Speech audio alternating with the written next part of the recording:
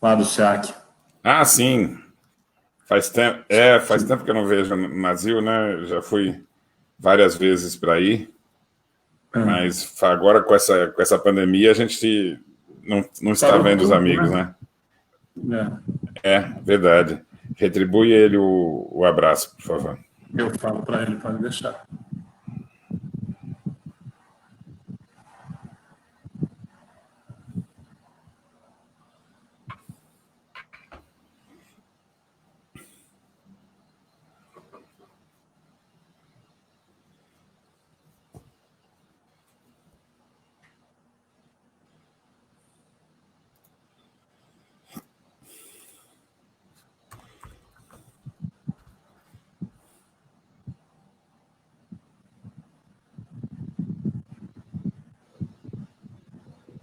Você veio para cá para lançar o Revolução Espírita, né? Você foi no SEAC a última vez, né? Eu agora não lembro se eu cheguei aí para autonomia também, agora não tenho certeza. Eu acho que autonomia não. Eu acho que autonomia não. Acho que só na Revolução Espírita, que a gente acabou se encontrando, eu acho que para autonomia não chegou a. Acho que você não chegou a vir.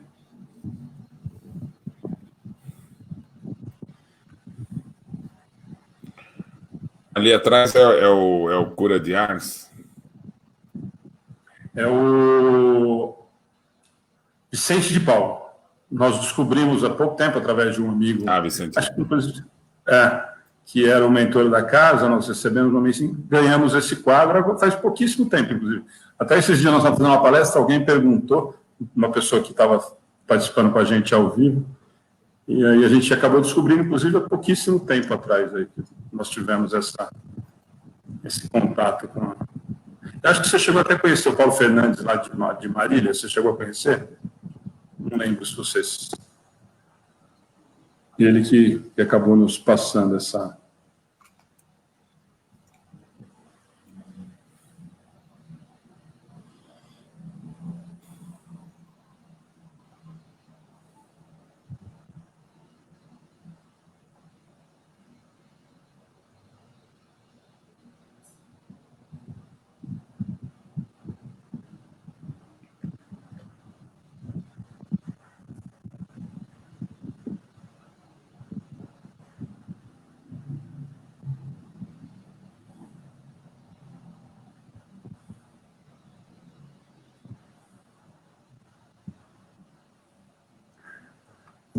Bom, Paulo, acho que o pessoal está entrando por aí, ó.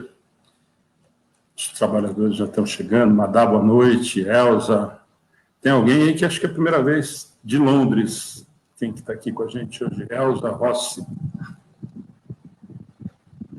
Ana, que está com a gente fazendo. Valéria, boa noite. Fernando te mandou um abraço lá de Talaré.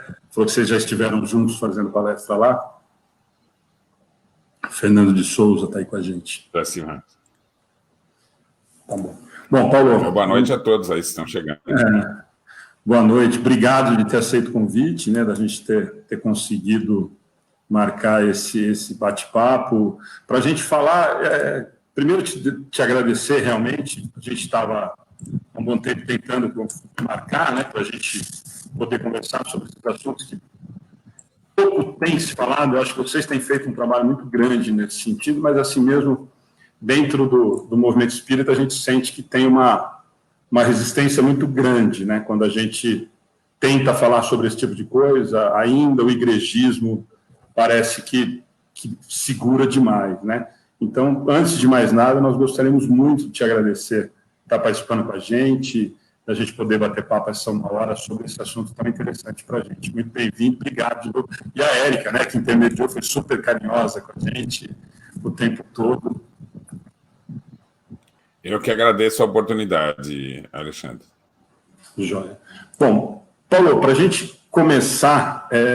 Bom, primeiro, gente, deixa eu falar, né, porque nós vamos tratar hoje de um assunto, principalmente, né, Paulo, é inevitável a gente entrar em outras conversas, nós estamos falando aqui um pouquinho antes de entrar, nós tivemos junto, eu brinquei com o Paulo agora, foi em 2019, por isso que eu te falei, acho que você não veio fazer o Autonomia, porque você veio aqui em 2019. Sim, lá no SEAC, ó, tá vendo?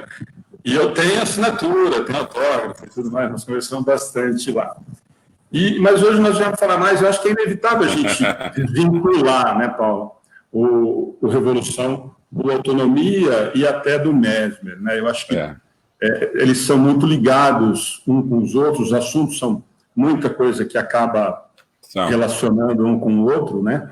Mas a ideia era a gente conversar um pouquinho sobre a autonomia. Então, eu gostaria muito que, para a gente começar a bater o papo, você falasse dessas, antes da gente entrar em alguns detalhes do livro, qual foi essa ideia? O Revolução Espírita, eu acho que já foi um marco muito grande dentro do momento que nós estamos vivendo em relação à doutrina, já foi muito marcante. Eu acho que foi muito incisivo, e depois você pode até falar do trabalho das cartas de Kardec, que a gente tem acompanhado, por conta de tentar resgatar, e eu acho que você mais do que ninguém pode falar disso, de tentar trazer. A gente tem percebido um movimento ainda tímido em relação a se colocar realmente Kardec à frente do movimento. Inclusive, a gente ouve de algumas pessoas, inclusive, mas a doutrina espírita não é Kardec, Kardec está ultrapassado, nós ainda tem muita coisa que não é a doutrina de Kardec, né?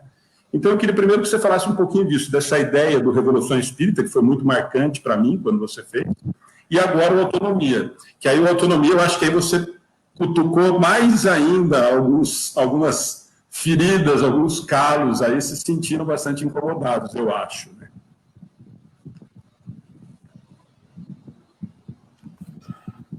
Olha, Alexandre, eu acho que a gente contorna qualquer questão polêmica com esclarecimento.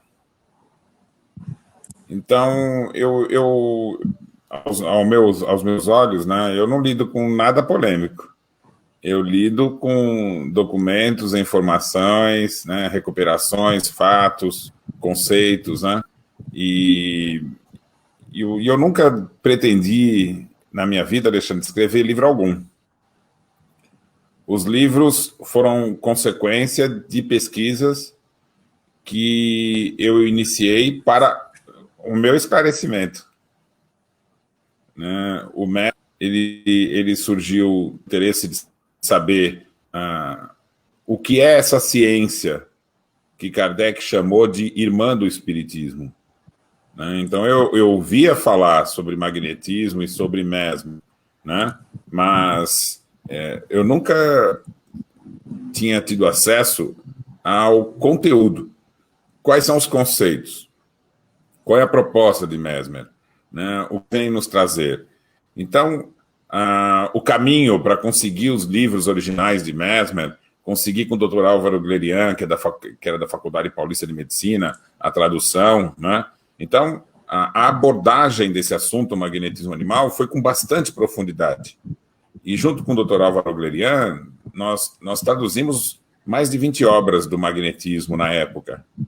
E o primeiro impacto que eu tive foi quando eu peguei o livro de Mesmer, de 1784, e ele disse o seguinte, e ele dizia ali, para explicar a relação, como que a gente pode comunicar a vontade, o pensamento para outro à distância, proponho a teoria do fluido universal. E eu só tinha ouvido falar de fluido cósmico universal em Kardec, né? Saber que essa teoria tinha sido proposta por Mesmer tanto tempo antes, né, me levou a ampliar os estudos e tentar compreender melhor essa questão. Quando eu avancei na época de Kardec, veja que interessante, Alexandre, Kardec propôs a pesquisa espírita coletiva, tanto do ponto de vista dos homens, né, com centenas e centenas de grupos de pesquisa, e também a universalidade do ensino dos espíritos, né, são inúmeras comunicações, e ele mediou tudo isso por uma revista que chama Revista Espírita, Jornal de Estudos Psicológicos. Né? Por que psicológicos? Que psicologia era essa?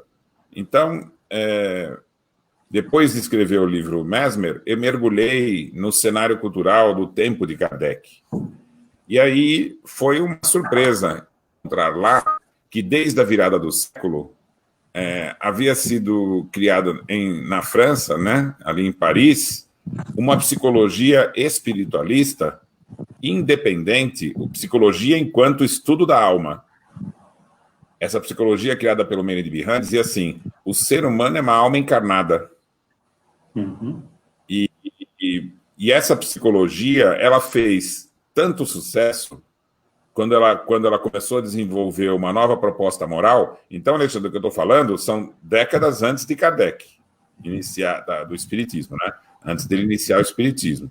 Então, quando estávamos ali por volta de 1830, essa psicologia foi instituída na universidade e foi instituída no curso dos colégios para os jovens. E a partir da psicologia, eles estudavam a seguinte questão: o ser humano é uma alma que tem faculdades próprias da alma e tem em comum com os animais as faculdades animais. Então, eles criaram uma divisão. As faculdades animais eram os instintos, as emoções, prazer e dor. As faculdades próprias da alma, razão, vontade e imaginação. Quando eles foram estudar a questão moral, eles perceberam o seguinte: os dogmas fundam a relação com Deus no prazer e na dor. Uhum. A figura do castigo divino é o sofrimento físico. A figura da benesse, né, de Deus são os prazeres. Então, a referência do corpo humano, da vida animal, como sendo o fundamento da moral, demonstrou para esses psicólogos, né, que essa moral estava equiparada. Porque a moral deveria se fundamentar na faculdade da alma e não na faculdade animal. Não um condicionamento. Deus não agiria conosco como os animais. Olha, dando castigo e dando recompensa por prazer, escolhendo para cada um como ele agiria, como se ele fosse um ser ali, né, próximo do ser humano, né, tomando decisões com a reação de cada um. Estávamos entrando na era científica. O estudo da natureza era por meio de leis. Não tem arbitrariedade na natureza, são leis. Então, esses pensadores que fizeram um trabalho grandioso, Alexandre, eles chegaram à conclusão que a moral deve ser fundamentada na liberdade, nas escolhas individuais, de tal forma que agir moralmente é usar a razão para fazer as escolhas adequadas na relação social, né, a partir das referências da consciência. Isso foi um salto extraordinário. O pensamento psicológico já tinha surgido antes, na Inglaterra, na Escócia, expandiu-se grandemente na França, tornou-se o pensamento, né, a filosofia oficial da França depois de 30. Os manuais, os estudos das ciências filosóficas expandiram as fronteiras da França e foram atingir até aqui no Brasil, em outros países da América, né, outros países da Europa. Então, quando vai surgir o Espiritismo, né, desde 50, já tinham pensadores e até professores da universidade conversando por meio dos sonâmbulos, né, e entrando nos assuntos que Kardec ia tratar com os espíritos. Quando ele em 55 toma contato, e até numa dos grupos ele recebe 35 cadernos, né, das conversas que já haviam sido feitas há muitos anos, ele propõe o primeiro livro dos Espíritos com 500 e poucas perguntas. Uhum. Ele forma a Sociedade Parisiense, a revista, e aí o Espiritismo começa a tomar corpo. Né? Em 60 ele lança a segunda com 1.018 perguntas, e vai pesquisar no decorrer dos anos seguintes, de tal forma que nós vamos ter na proposta espírita avanços extremamente significativos no entendimento do ser humano. Vou te dar um exemplo. Na Gênese, ele vai demonstrar que, ao contrário do que todas as religiões falam, o que dizem as religiões? Que a alma foi criada perfeita, recebe de Deus o livre-arbítrio, e aí escolhe desobedecer. Deus evoca a ira, ele sofre a queda, cai no mundo para sofrer até que se torne obediente. Então, olha só, Alexandre, o que Kardec vai dizer? Essa teoria foi criada pelos homens para... Kardec usa a seguinte expressão: para tornar os homens submissos. E os instrumentos para isso são o quê? A fé cega e a obediência passiva. É a expressão que Kardec usa. Agora, olha que coisa interessante. Fé cega é acreditar sem raciocinar. Obediência passiva é agir sem escolher. Então, qual é o inverso disso? O inverso disso é você ter uma fé raciocinada, ou seja, compreender o que você acredita. E, no lugar da obediência passiva, o domínio da vontade. Eu vou agir de acordo com a minha escolha, e não pelos hábitos impostos. Então, como você mesmo já comentou, o Espiritismo, depois da morte de Kardec, em grande parte do movimento na França, e principalmente aqui no Brasil, ele perdeu o contato com essas raízes. E hoje a gente tem uma definição muito clara da diferença entre o Espiritismo e as religiões todas, né, ancestrais. O Espiritismo é uma proposta de moral autônoma, aí vem o livro, Autonomia, e as religiões todas são uma proposta de moral heterônoma. O que é moral heterônoma? Aquilo que nós dissemos. Você tem que obedecer por castigo e recompensa, que é o condicionamento. Então, hoje, é bem assim, sim, a gente demonstrar essa diferença. No sentido de que o ser humano, pelo corpo, pode ser condicionado, como a gente condiciona os animais. Mas essa não é a meta da evolução do espírito. A meta da evolução do espírito é ele escolher os seus hábitos e não seguir os hábitos que a sociedade propõe. Então, quando Kardec vai falar da transformação social, ele vai dizer assim: a sociedade tem algumas pessoas egoístas e orgulhosas. Do que isso, durante milênios, a estrutura social organizada forma egoísta.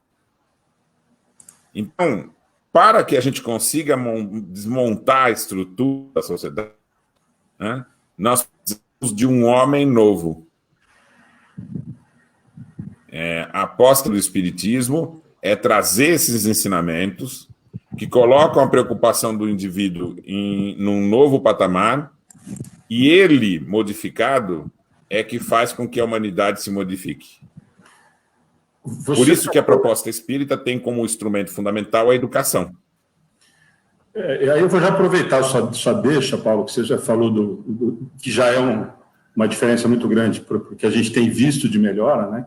A gente fala em magnetismo, a gente faz muita coisa dentro do movimento espírita, dentro do centro espírita, sem ter muita gente. Eu digo sempre nos nossos estudos que nós estamos fazendo algumas coisas já condicionadas. Por exemplo, nós batemos no peito e dizemos que nós temos a fé raciocinada sem raciocinar. Nós estamos começando a repetir coisas que nós ouvimos falar que é verdade. Então, por exemplo, o passe que você trata no magnetismo como ciência, aliás, a doutrina nos mostra como uma ciência e com razão, eu percebo que a gente tem tomado atitudes repetitivas sem ter a razão. Nós batemos no peito da fé raciocinada e usamos essa razão para fazer. Mas usando isso que você comentou, tem uma participação, inclusive, você já tocou no assunto que eu ia te perguntar, tem uma questão muito interessante da cisão do movimento espírita, que você cita no livro, justamente nessa parte, dessa divisão entre esse Deus punitivo e o que nós vimos, o que Kardec me ofereceu, o que o Espírito vem nos mostrar, que, na verdade, é uma lei natural, de causa e consequência, de causa e efeito, né? E quando tem, e ainda nós percebemos, né, Paulo, eu não sei se estou equivocado, mas é o que a gente percebe muito, e eu não gosto muito dessa palavra movimento espírita, me assusta um pouco, mas a gente percebe muito que como a gente começou o bate-papo, essa sensação de igrejismo, né, de que, olha, é punitivo, se você, mesmo dentro da doutrina, nós ainda usamos o tal do umbral como castigo, né? Olha, se você não tiver... Eu percebo que a gente ouve, até de palestrantes, até dentro de pessoas que se dizem estudiosas da doutrina, usando o umbral como castigo, como pena. olha, você vai penar porque você se equivocou, você cometeu um pecado, você cometeu alguma coisa nesse sentido. Então, eu queria que você aproveitasse esse embalo do que você comentou, porque esse capítulo, para mim, é muito marcante no livro, em relação ao hosting e tudo mais, né? Outro dia nós estávamos falando com o Charles aqui a respeito do Lemarie, do estrago que foi feito em relação, ou a tentativa de estrago em relação à doutrina, usando-se isso. Inclusive, nesse capítulo, você toca, por isso que eu falei, em alguns aspectos que são duros, né, de se lidarem, porque mexe com algumas coisas que estão muito enraizadas, aparentemente, dentro dessa tal doutrina, que estão criando a parte do que é a doutrina espírita, né? Alexandre, olha, sinceramente, eu não fico preocupado com essas coisas todas. As referências que eu coloco nos livros são históricas. Nós temos três coisas diferentes: espiritismo, doutrina espírita e movimento espírita. São três coisas diferentes, né? Quando Kardec foi perguntado a respeito do movimento espírita, olha que resposta interessante ele deu. Ele disse assim: o espiritismo é uma ideia. O espírita é aquele que a compreendeu.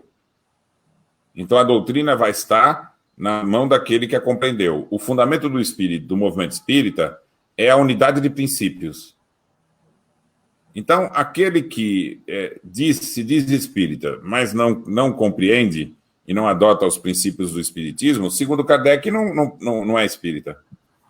E aquele que nem sabe o que é o espiritismo, mas adota os princípios, ele é espírita que não saiba. Essa é a definição de Kardec. Então, o espiritismo é um movimento dos espíritos do nosso planeta que conhecem a lei da evolução das humanidades, que funciona da seguinte forma. Todas as humanidades em todos os planetas primeiro vivenciam uma revolução científica, tecnológica, que transforma a sociedade, cria o conforto, permite as condições de produção para alimentar e comportar toda a humanidade que é necessária estar presente no nosso planeta. Todos os planetas funcionam assim. Em seguida, com o desenvolvimento da inteligência, ocorre a revolução moral. E qual é a revolução moral? A revolução moral distingue heteronomia de autonomia.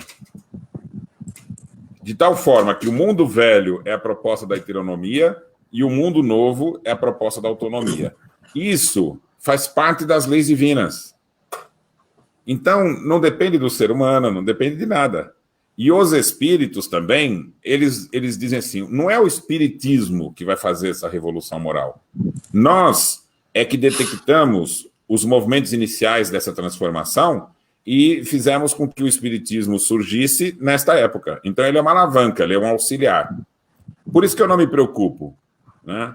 Eu acho que nós, todos espíritas, temos que nos esclarecer sobre esses conceitos originais e levar essa informação. Mas veja, Alexandre, a grande maioria dos espíritas não conhece a distinção. Em muitos lugares que eu chegava antes da pandemia, né?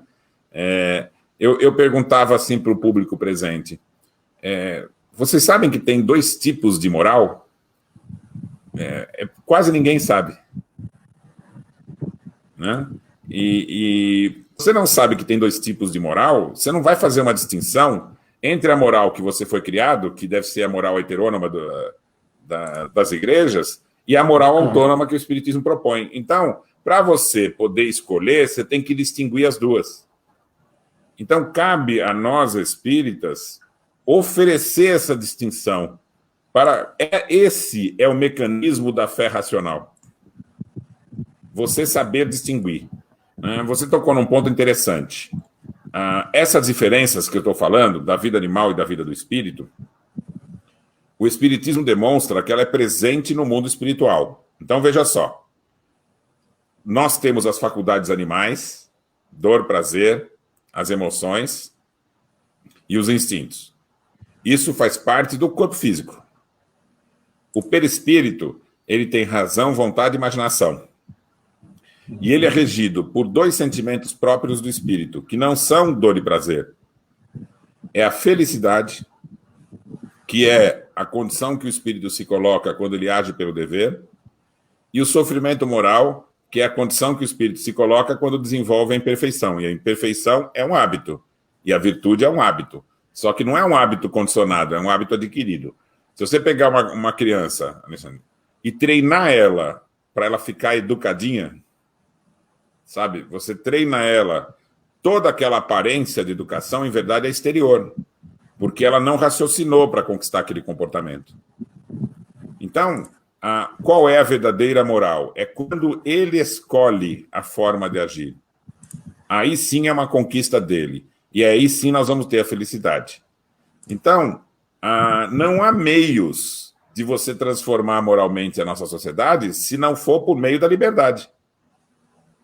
Porque se você tentar condicionar, você não vai conseguir. Isso são os instrumentos do velho mundo. Quando você chega no mundo espiritual, Alexandre, você está diante de outro universo. A percepção, olha que coisa interessante, a percepção do espírito que está no mundo espiritual, qualquer um de nós, porque eu não quero lhe chocar, mas você vai morrer um dia, viu, Alexandre? Eu já estava sabendo, agora tem gente que tomou um susto. Então, veja, o que vai ser esse morrer? Esse morrer é todos nós, faz parte do nosso cotidiano do espírito, né? Então a gente se desliga do corpo e volta para o mundo espiritual, né? E lá a gente está presente com um perispírito. A percepção do espírito não se dá por impressões externas. Veja, como é que você está me vendo aí? A luz, você está usando um computador. Isso. Então, a luz do computador está indo até sua retina. Uhum. Se você olhar para alguma coisa aí do ambiente, a luz que está aí dessa lâmpada aí está batendo nas coisas e vai até a retina. Então, o som chega nos ouvidos. Todos os sentidos do corpo físico, eles recebem impressões do que vem de fora. O corpo espiritual funciona de forma diferente. O corpo espiritual, ele forma como se fosse uma atmosfera ou campo à sua volta, e ele percebe por meio de sintonia, ou seja, o que está no campo ele percebe no mundo espiritual. Não precisa vir nada impressionar, e ele não tem órgãos de percepção. Ele percebe com o seu perispírito como um todo. O que isso é muito importante? As coisas do mundo espiritual não causam sensações fisiológicas. Como o espírito não recebe impressão de fora, e a matéria do mundo espiritual não causa sensações físicas, ele não tem frio, calor. Como o corpo espiritual não tem órgãos fisiológicos, ele não tem fome e sede, entendeu? Então, lá o corpo não morre, então ele não precisa de medo, de raiva. Então, todas as emoções pertencem à fisiologia, medo, raiva, emoções fundamentais, o instinto, e dor e prazer. Agora, você já deve ter visto, né, num trabalho mediúnico, o espírito dizer que está com dor física, que está com fome, com sede, com frio. Então, como é que os espíritos explicam o fato de ele estar no mundo espiritual e sentir isso? Em verdade, esse espírito que está relatando o sofrimento, ele tem sofrimento moral, que é uma sensação íntima. Mas como ele está preso à matéria, ele interpreta como se fosse um sofrimento físico. Mas como que ele diz que sente? É como se ele lembrasse inconscientemente das sensações que ele tem enquanto encarnado, e ele reproduz isso lá, de tal forma que dá aquele aspecto do sofrimento eterno. Olha que interessante. Ele não para. Ele está sentindo dor e a dor não para. Se ele se imagina, por exemplo, sangrando, isso não acaba nunca. Por quê? São condições mentais. Ele não está... Aquilo é real só para ele. Porque, em verdade, é fruto de uma ilusão. E como que isso cessa? Cessa quando ele, que é inteligente, reconhece que a causa do sofrimento moral, ele descobre que o sofrimento é moral, e ele reconhece que a causa foram os hábitos que ele criou. Então, como é que você supera uma imperfeição? Se você criou um hábito, você tem que desfazer o hábito. E qual o mecanismo para isso? Escolher as vivências do mundo físico. Então, não existe no mundo espiritual um local que, se a pessoa estiver naquele local, ele sofre. Só sofre aquele que tem sofrimento moral. E só tem sofrimento moral quem criou a imperfeição. E só vai acabar o sofrimento moral quando acabar a imperfeição. Então, veja que interessante. Não tem ninguém castigando, não tem ninguém... Não tem ninguém. É lei natural. Aquela sensação que você tem não é causada por ninguém, é interna. É uma sensação íntima do espírito. E a felicidade também. Então, as pessoas falam assim, mas no umbral, vários espíritos ficam ali compartilhando aquilo. Um bom espírito sintoniza, vai até lá, e não tem nenhuma sensação que os espíritos descrevem. Porque é como se aquele ambiente fosse um cenário. Ele não causa impressão. Então, olha que os espíritos bons, Alexandre, vão onde for necessário, eles são destemidos. Por que que a gente, ainda com pouca evolução, teria dificuldade no ambiente desse? Porque a gente se deixa impressionar pelo que vem de fora. A gente se deixa impressionar pelo ambiente. A gente, vendo um indivíduo com medo, a gente vai ficar com medo junto. E como é que você para de ter essas sensações? Por que o bom espírito não tem? Por hábito. Ele aprendeu a se desligar das consequências da emoção, ele aprendeu a se desligar de dor, de prazer, né? Ele sabe que isso é fisiológico. Quando ele reencarna, ele convive com isso de uma forma equilibrada, né? E ele vai conquistando, por esse domínio de si mesmo, a felicidade. Agora, presta atenção na sociedade à nossa volta. O que as propagandas que a gente vê na televisão incitam os indivíduos? A desenvolver a razão ou se apegar nos prazeres? Só o que me dá vontade, né? Qual que é a ameaça que as religiões fazem? O castigo. Deus vai te pôr num lugar de sofrimento por toda a eternidade. Né? O que a sociedade ameaça? Prisão, castigo, né? Dor. Então, a nossa humanidade, ela surgiu há milhares de anos atrás, usando o estigma de fazer com que as pessoas se tornem submissas. E ser submisso é não usar a razão e a vontade. Por medo, por castigo e medo. E aí os homens inventaram que Deus age assim também. E aí a religião diz o quê? Nós precisamos temer a Deus. Não foi o que falou Jesus. Ele fala amar a Deus sobre todas as coisas. Não tem alguma coisa errada nessa história? Né? Então, de que forma a gente ama a Deus? O Espiritismo vai propor, Alexandre, que você ame a Deus reconhecendo a grandiosidade da criação. Ele criou as almas da seguinte forma. Como que você desenvolve as faculdades animais, Alexandre? Você não tem instintos por meio do corpo que você está usando? Você tem prazer e dor, não tem? Claro. Se tiver dúvida, dá um beliscão em você mesmo. Fico na cadeira, né? Então, tudo isso são estruturas criadas para a sobrevivência do corpo e da espécie. Então, você está com um corpo que é um animal. Mas onde você adquiriu a habilidade de lidar com um corpo como esse? Você aprendeu a lidar com isso se desenvolvendo do átomo até o animal. E esse desenvolvimento não é consciente. É um desenvolvimento induzido. Por isso, Alexandre, que os animais eles se desenvolvem por castigo e recompensa. Sim. É natural da fisiologia usar prazer e dor para conduzir o comportamento do animal. Por quê? Porque ele é inconsciente e só age de acordo com os instintos. Então, está muito bem para a gente saber. Essa é a fase do desenvolvimento da alma, ainda inconsciente. Quando ela tem a primeira vida humana, os espíritos vão dizer, ela ainda não tem nenhum desenvolvimento das faculdades da alma. Ela ainda está agindo por instinto. Mas ela tem o potencial de desenvolver a razão e a vontade. A imaginação. Então, e como é que ela vai desenvolver a razão e a vontade? ela vai desenvolver da seguinte forma: enfrentando as circunstâncias de vida após vida.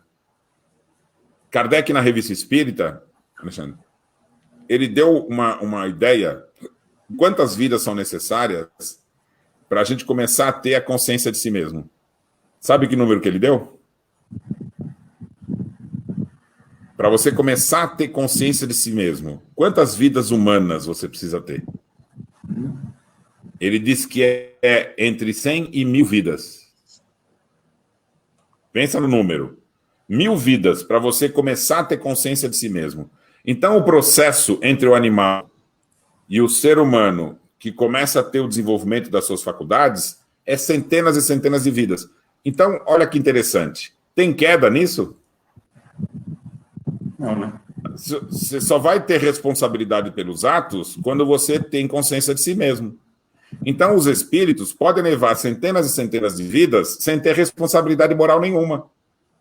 Cadê a queda? Cadê o castigo? E nessas vidas eles não enfrentam as dificuldades da vida? Os sofrimentos físicos, os desafios?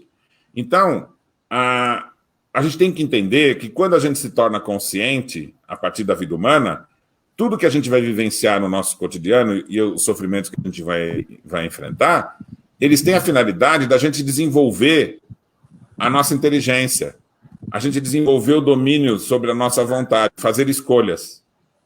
Depois que a gente aprendeu a fazer escolhas, e a gente começa a perceber que a gente tem uma felicidade quando age no bem, você chega no mundo espiritual, Alexandre, e começa a observar que tem espíritos mais evoluídos do que você. Você começa a perceber que você quer participar daquelas harmonias que são mais complexas, são mais bonitas, né?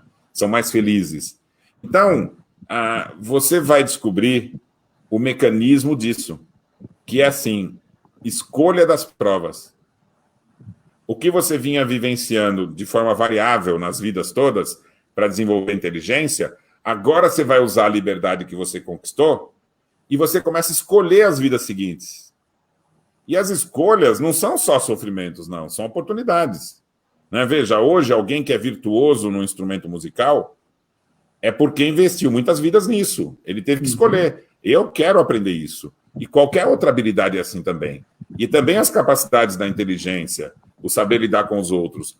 Qualquer um que está acompanhando a gente aqui na live, né?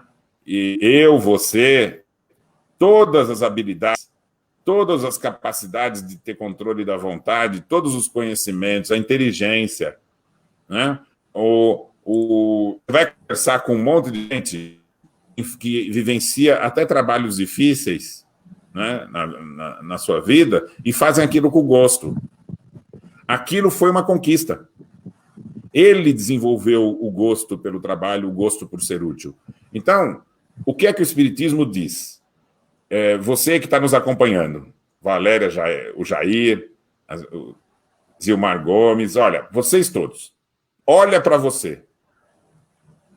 Perceba o que você já tem de conquista, de ter inteligência, capacidade de raciocínio. Presta atenção no que você tem já força para fazer escolhas. Olha para a área criativa. Que habilidades você já tem? Que percepções você já conquistou? Tudo isso, você começou do zero. A primeira vida humana sua era igual ao animal, inconsciente, agindo só por instinto. E aí você foi tendo centenas de vidas. Não é pouco. Milhares de vidas. E nessas todas, foi que você, pelo seu esforço, conquistou esses valores. Então, a ideia de Deus, Alexandre, é a seguinte: todo mundo, na relação com o mundo e com a vida, e no mundo espiritual, vai perceber que essa felicidade é uma conquista. E que precisa ter o esforço para isso. Então, o que é amar a Deus? Amar a Deus é perceber que ele construiu um universo tal que se você sair da sua casa aí em Bauru e for na rua, e tiver alguém na rua passando fome ou sede, Deus não tem como prover aquela água e aquela comida. Deus não consegue agir no particular. Cabe às próprias criaturas desenvolverem essa estrutura solidária. E a proposta de Deus é a seguinte: você vai desenvolver em si mesmo a capacidade solidária porque você vai querer fazer isso, sem nenhuma imposição. Então, qual é a diferença entre os animais e o ser humano? É que os animais se desenvolvem por castigo e recompensa. E o ser humano se desenvolve pelas suas próprias escolhas. Sendo que Deus não vai dar recompensa para ninguém. Qualquer grão de felicidade que você tiver, conquista sua.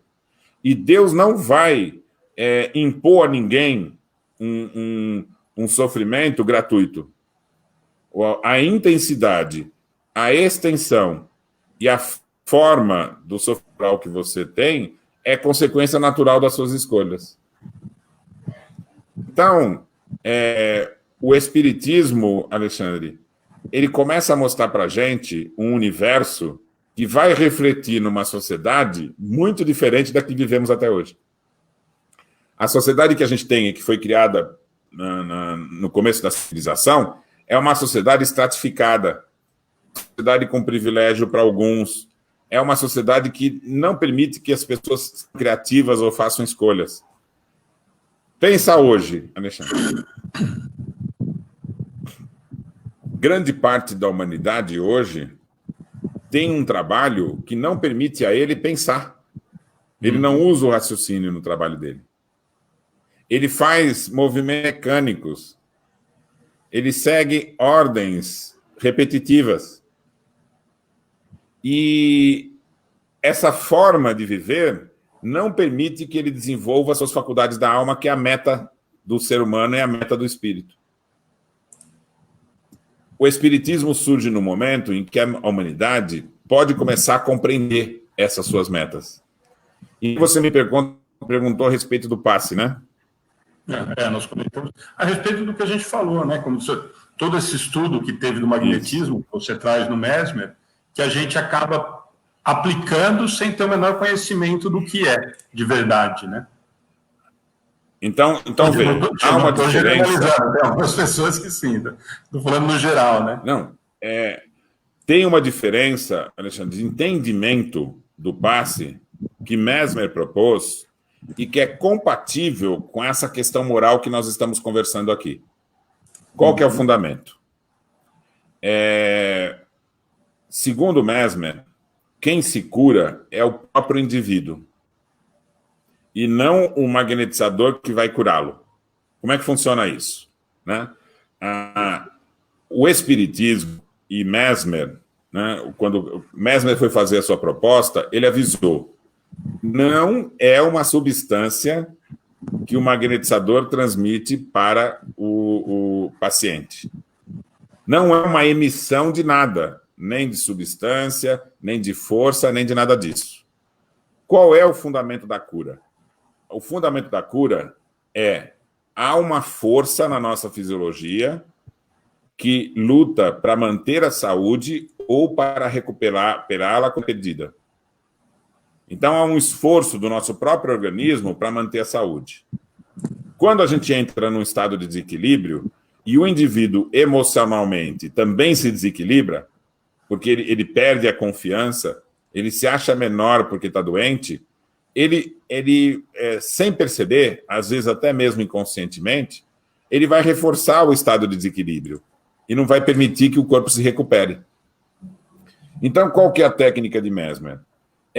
O magnetizador, com a vontade fortalecida, entra em sintonia com o paciente, soergue a vontade dele para que ele motive o seu organismo a se recuperar.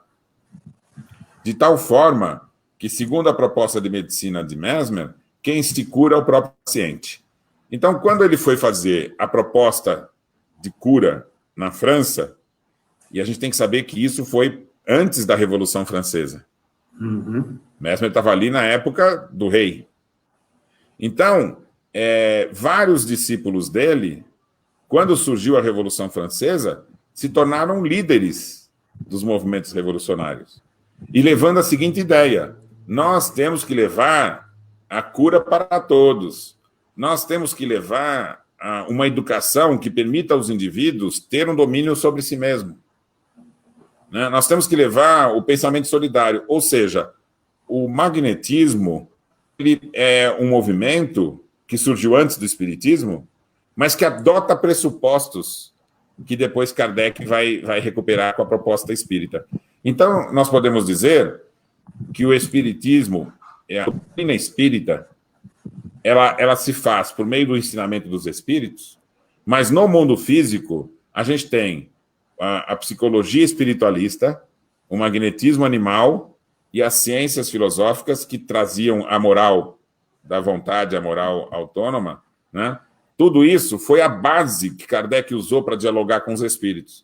E aí a explicação dos espíritos foi um complemento para isso.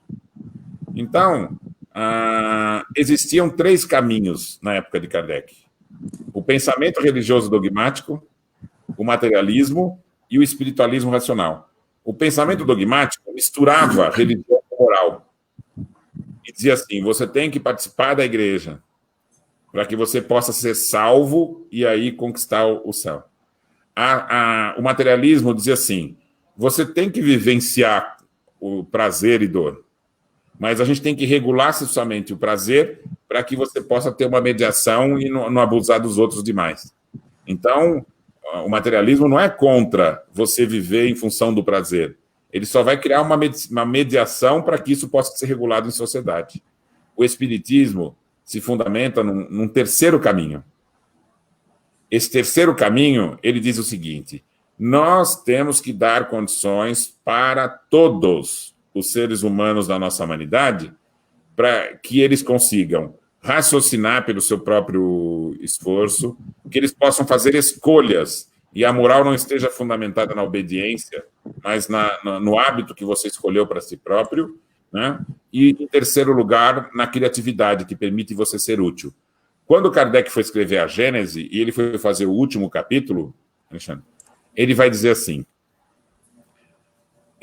a maioria das pessoas aqui na humanidade vivem de forma egoísta porque foram condicionados a isso.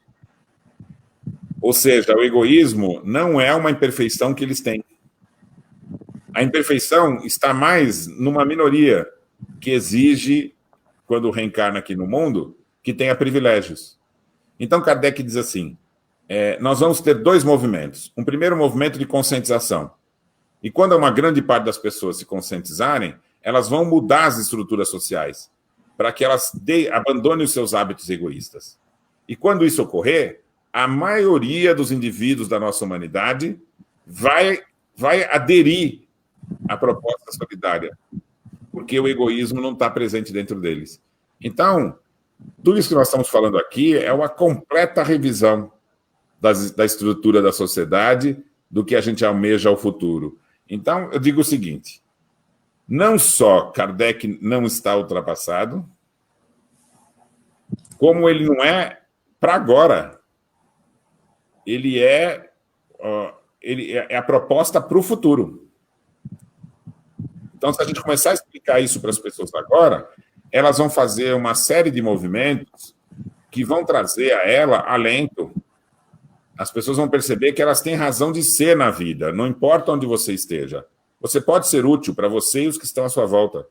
Não há uma competição de você ser melhor que ninguém, que é o que a sociedade fala. Então, a sociedade diz assim, para você ser bem-sucedido, você tem que ser melhor que os outros. Né? O Espiritismo vai dizer o seguinte, para você ser bem-sucedido, você tem que ser melhor hoje do que você era ontem.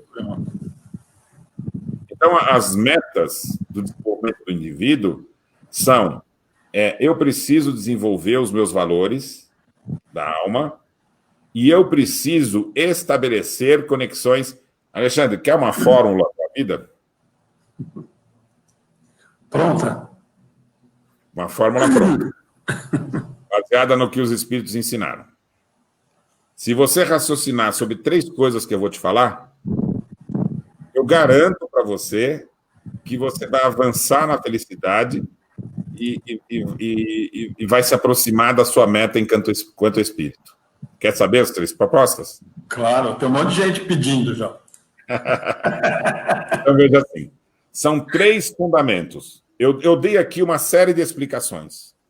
Essas explicações todas vão desembocar em 3 coisas, que você gravando essas 3 coisas, você vai entender para o que o Espiritismo aponta e onde ele indica que você vai conseguir ser feliz. Então, vamos lá, as 3 coisas. Primeiro, a sua meta na vida é ampliar a sua capacidade racional, a capacidade de fazer escolhas e a sua criatividade. Não necessariamente você tem que ter um amplo avanço nessas coisas. Escolha aquilo que te toca mais e invista nisso. Segunda coisa, não se preocupe com os resultados. Preocupe-se com as suas escolhas. Então, veja, você não precisa ser rico, você não precisa ficar famoso, você não precisa conquistar o melhor emprego. Se qualquer coisa dessas acontecer, some, mas não é a tua meta.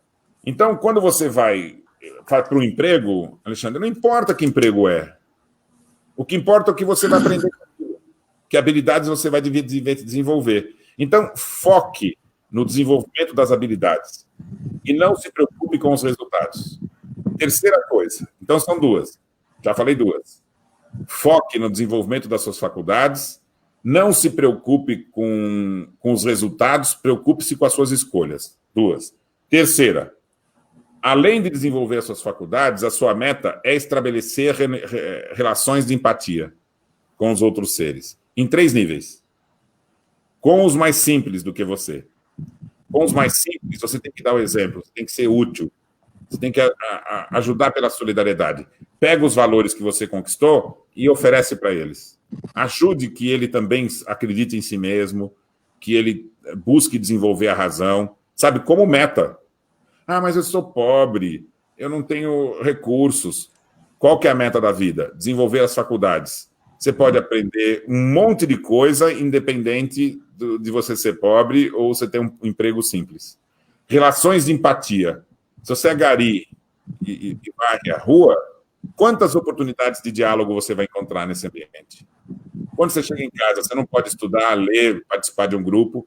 Então, relações de empatia em 3 níveis. Os mais simples, os iguais, parar de fazer competição e agir por cooperação. Então, os que são mais simples, ser útil e oferecer o exemplo. Para os iguais, agir por cooperação. Então, é uma meta complicada também. Porque as pessoas costumam competir em tudo. E a meta é agir por cooperação. Terceiro nível, abandone o orgulho e dê ouvidos aos bons conselhos. Esses bons conselhos vão vir de pessoas e vão vir de espíritos. Basta você estar com a mente aberta. Então, aquele que fala, eu já sei, eu consigo, eu estou certo, eu não preciso de ajuda, eu me resolvo sozinho. Quem fala tudo isso está cortando as relações de empatia com quem sabe mais. Está cortando as relações de empatia com aquele que ele deve cooperar. Então, se você seguir essas 3 regrinhas, Alexandre, estabelecer relações de empatia, desenvolver as faculdades da alma e não se preocupar com os resultados, só com as suas escolhas, eu garanto que você chega muito mais feliz no mundo espiritual do que se saiu dele. Se você quiser fazer o inverso, você vai estacionar.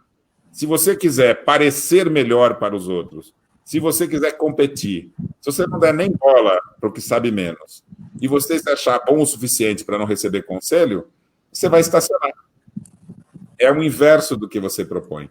E, infelizmente, algumas posturas religiosas e alguns pensamentos materialistas do nosso mundo propõem o inverso.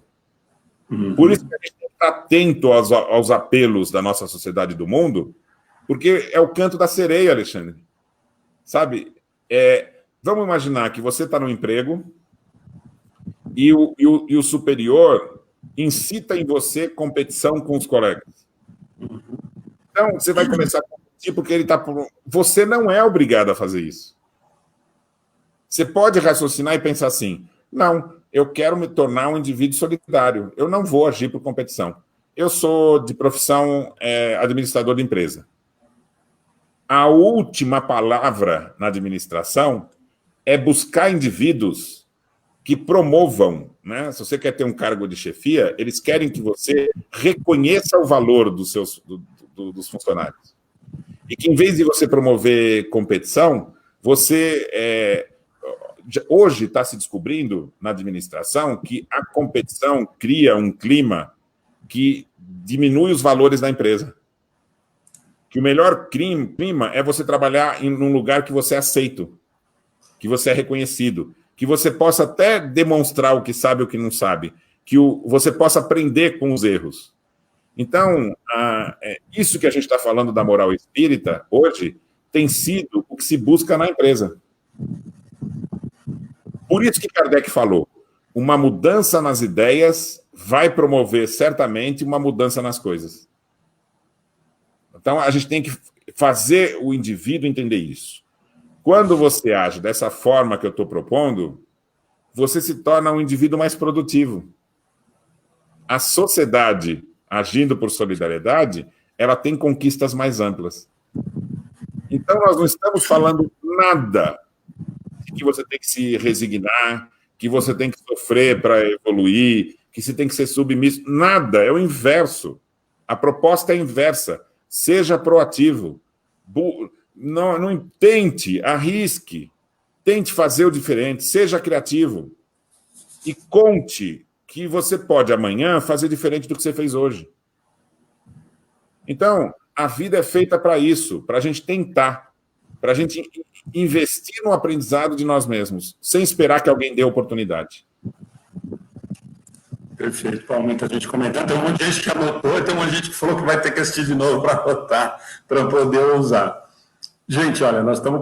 O tempo passou muito rápido, nós estamos caminhando para o final. Paulo, nós vamos ter que marcar uma outra, porque tem tanto assunto para te perguntar, mas eu queria que você encerrasse esse bate-papo um assunto que me chama muito a atenção no livro também, um cuidado e alguns comentários que você faz de que, de novo, né, voltando para o começo da nossa conversa, que dentro do movimento a gente está tendo, como você fala da cisão do movimento espírita que a gente comentou, a respeito desse Deus punitivo e tudo mais.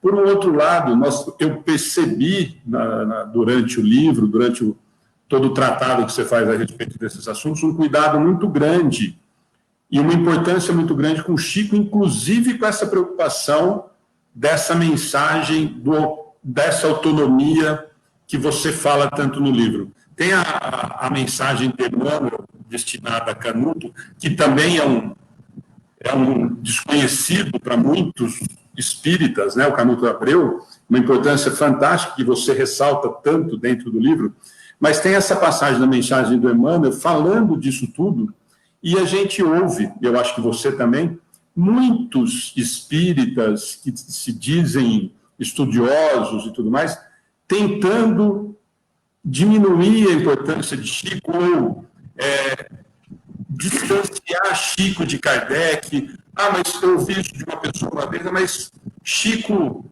nem falava tanto de Kardec. Nessa mensagem que tem do Emmanuel no livro, deixa eu até pegar para ver qual que é, só para as pessoas que tiveram o livro na mão, né? A mensagem de Emmanuel por Chico Xavier, trecho da mensagem de 16 páginas de Emmanuel destinada a Canuto de Abreu. Alexandre, eu vou oferecer para você, no sentido do que você está propondo, algo que não tem no livro. Que é o seguinte. Ó, pensamento e vida. Olha o tamaninho desse livro, que pequenininho que ele é. Então, esse livro, o Emmanuel diz, esse livro não é meu. Esse livro é o conteúdo que se oferece para o espírito que vai reencarnar. Eu não daria para a gente aqui comentar o livro inteiro, mas dá para a gente olhar para o nome dos capítulos. Olha, tudo que eu falei hoje aqui está escrito aqui. Olha lá, espelho da vida, vontade. Então, ele vai explicar que o desenvolvimento do espírito se dá sob o controle da sua própria vontade. Cooperação, não foi o que eu disse aqui, que é a meta da nossa união, né? Ele vai diferenciar instrução de educação. Que instrução você acumula informação, educação você aprende a fazer uso da sua razão. Fé, trabalho, associação, sugestão, entendimento. tudo que ele vai explicar aqui está fundamentado na proposta da autonomia. Aí eu te pergunto, Canuto estava denunciando que estava se promovendo um desvio no espiritismo para abandonar as ideias originais de Kardec e impor os dogmas da religião. Ele contou isso para o Chico.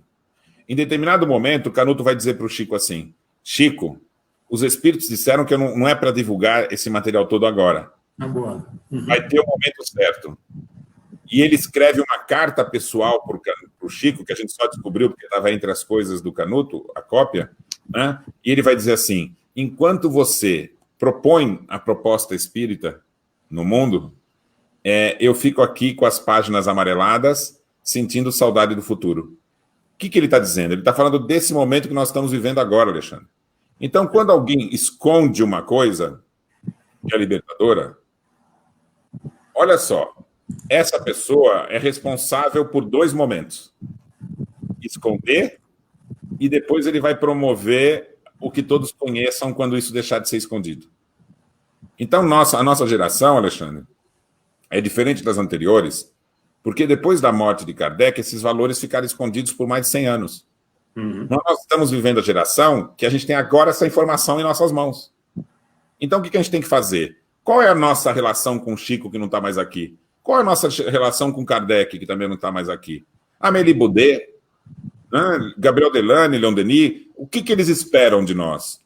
É que a gente divulgue a verdadeira doutrina. A doutrina que deixa a pessoa empolgada, que deixa a pessoa acreditando em si mesmo, né? Que ela tenha esperança no futuro. Essa é a nossa meta. E é isso que quem se considera espírita, passe o tempo que estiver aqui exercendo essa divulgação, né? Então eu recomendo aí, quem participou da live, leia esse livrinho, e é incrível que o espiritismo tenha se perdido, né, em grande parte no entendimento original, e o Emmanuel, em várias partes, inclusive nesse livro, vem trazer a proposta da autonomia. Então, eu acho que a gente não o que acabou, o que esse movimento todo de recuperação da proposta original fez, Alexandre, é acabar com as dúvidas. É como se a gente estivesse ultrapassando o período da ilusão e podendo agora entrar no período do entendimento. Abandonar a ilusão para a conquista do entendimento, né? E se alguém não estiver compreendendo isso, é porque a gente não explicou direito. Então, eu confio no seguinte, Alexandre, eu acho que a gente tem que esquecer se a gente não soubesse o que é o correto, a gente tinha que se preocupar com o equívoco. Agora que a gente sabe o que é o correto, para que você vai ficar olhando para o equívoco? Vamos divulgar o correto. Tem muita gente querendo e precisando disso, né? Quem não se interessa e quem acha que não, Deus é o que castiga, deixa ele ficar com esse Deus dele aí. Deixa ele ficar na ilusão. Eu não. Eu prefiro compreender que Deus deu os instrumentos e os desafios para que eu construa o meu futuro, né? Porque ele quer que a gente faça isso pelo nosso esforço. E aí Kardec, a frase é dele: Deus deseja que a gente conquiste a felicidade pelo mérito, pelo esforço, e não por uma dádiva. Essa é a mensagem espírita, se a gente quiser resumir numa frase. Perfeito, Paulo. Bom, Paulo, é aquilo que eu te falei, realmente tem assunto demais para a gente abusar de você. Foi uma noite extremamente agradável, todo mundo fazendo os comentários, depois com calma, se você quiser dar uma olhadinha. Antes da gente encerrar e eu te agradecer mais uma vez, eu vou dar um recado. Eu até coloquei algumas vezes aqui, gente, nos comentários, não coloquei na página inteira, porque senão tapa a tela toda. Mas a Érica me pediu para dar um recado, que muita gente se interessou, né, pelo livro, tá? Em relação a quem quiser adquirir tanto Autonomia, como Revolução Espírita e como Mesmer.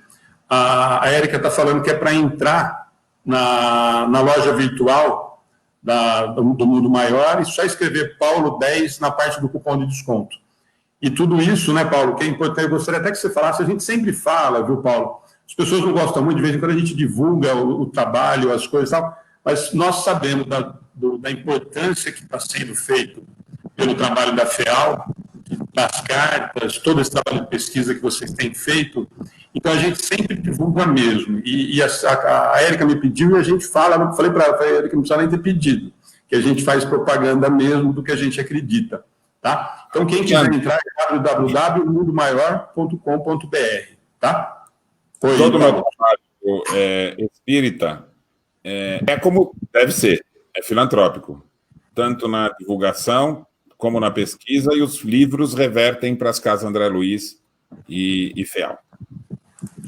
Por isso que a gente fala, Paulo, e a gente sabe disso, e eu falei para a Érica, não precisava nem ter pedido, primeiro porque é aquilo que a gente sempre fala, primeiro admiro o seu trabalho, você sabe disso, sei da seriedade que é, e a gente sabe, gostando a gente ou não, de que nós precisamos de verba para a gente conseguir fazer vários tipos de trabalho, né?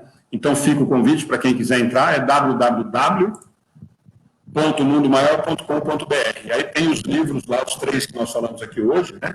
Mesmer, Revolução Espírita e Autonomia, que nós conversamos um pouquinho. No fim, nós conversamos dos 3, um pouco de cada um, né, Paulo? Acabamos aproveitando.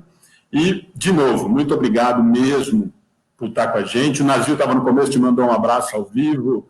O pessoal está te mandando, te agradecendo demais, tá? E que a gente tenha outra oportunidade, porque tem assunto demais. Obrigado, dê um beijo na Érica por mim, ela foi extremamente atenciosa, um carinho muito grande com a gente, tá bom? E a todos que estiveram presentes, gente, obrigado, realmente espero que todos tenham aproveitado, muita gente agradecendo, foi realmente uma noite muito especial para a gente. Espero que a gente passe por esse reboliço, né, da pandemia, que está provocando em muitos de nós bastante reflexão, né? Olha que interessante, é a oportunidade de rever hábitos, né? E aprender a encontrar satisfação nas coisas simples, né? Então, isso vai passar e um dia a gente volta aí, vou revê-los, né? Fica meu abração para o Nazil. Está colocando aí de novo. Então, Paulo, obrigado, boa noite, gente. Boa noite a todos. Amanhã às 11 horas tem Educação Infantil aqui pela transmissão, tá bom? Boa noite, gente. Obrigado. Até amanhã.